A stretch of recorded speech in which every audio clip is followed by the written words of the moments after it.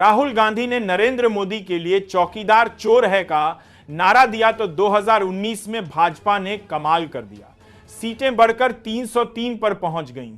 इस बार मोदी के लिए राहुल का नारा है वोट चोर। लोकसभा चुनाव में तो भाजपा 2019 में, अभी 4 साल की देरी है, पर इस साल होने वाले बिहार विधानसभा चुनाव में इसकी परख होगी। ऐसा इसीलिए कि चुनाव आयोग और भाजपा पर दिल्ली के प्रेस कॉन्फ्रेंस में एटम बम फोड़ने के बाद राहुल अब बिहार की धरती से हाइड्रोजन बम विस्फोट की धमकी दे गए। पीएम मोदी चीन में शंघाई शिखर सम्मेलन में हिस्सा लेकर भारत लौट चुके हैं। एससीओ समिट से निकले संदेश और तस्वीरों को लेकर दुनिया भर में चर्चा हो रही है। सम्मेलन में जिस तरह से पीएम मोदी चीनी राष्ट्रपति शी जिनपिंग और रूस के राष्ट्रपति व्लादिमीर पुतिन के साथ नजर आए, उसके अपने मायने हैं। जानकारों का मानना है कि भारत ने इस सम्मेलन के जरिए अमेरिका को संदेश दे दिया है।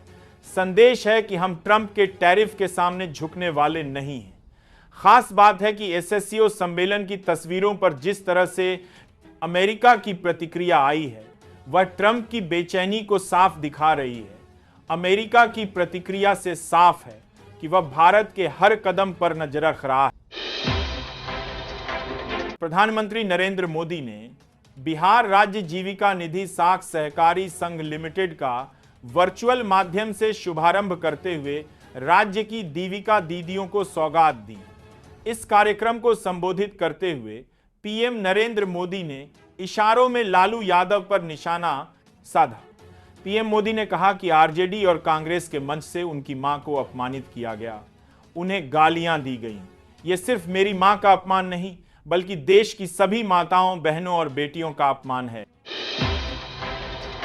प्रधानमंत्री नरेंद्र मोदी ने सेमिकॉन इंडिया 2025 में एक बड़ा ऐलान किया। उन्होंने कहा कि वो दिन दूर नहीं जब भारत की सबसे छोटी चिप दुनिया में सबसे बड़ा बदलाव लाएगी।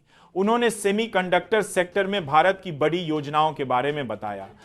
पीएम मोदी ने सेमीकंडक्टर को 21वीं सदी का डिजिटल हीरा बताया। उन्होंने कहा कि ये छोटे छोटे पार्ट्स बहुत ताकतवर हैं और दुनिया में इनोवेशन और तरक्की को आगे बढ़ा रहे हैं। चिप का साइज इंसान के नाखून जितना भी होता है। एशिया कप 2025 की शुरुआत 9 सितंबर से हो रही है।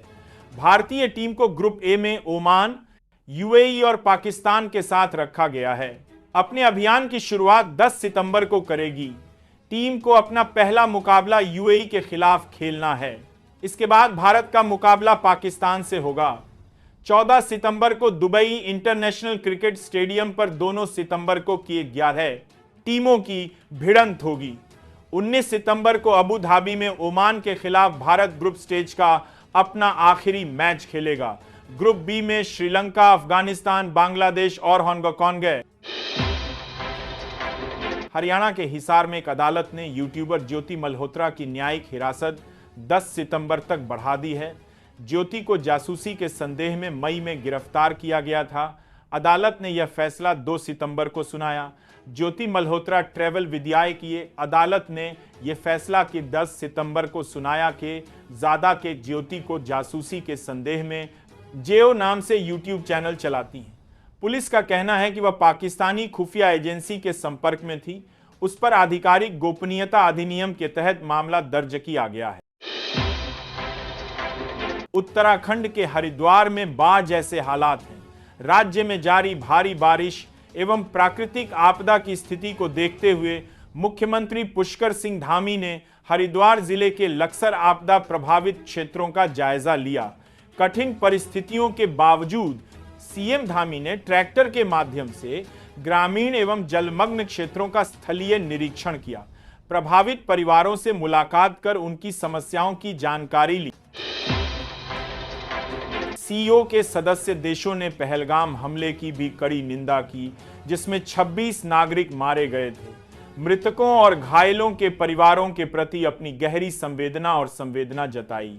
सदस्यों ने आगे कहा कि ऐसे हमलों के दोषियों, आयोजकों और प्रायोजकों को न्याय के कटघरे में लाया जाना चाहिए।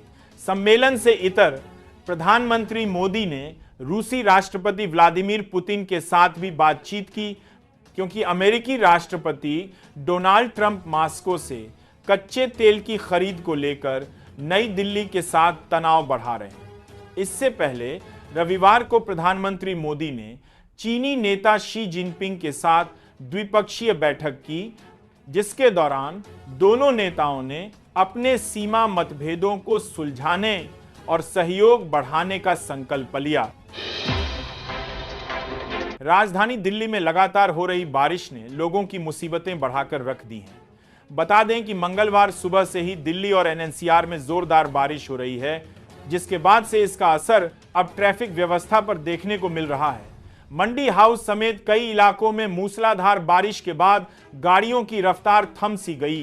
कार हो या बाइक, सभी एक लाइन में रेंगती दिखी।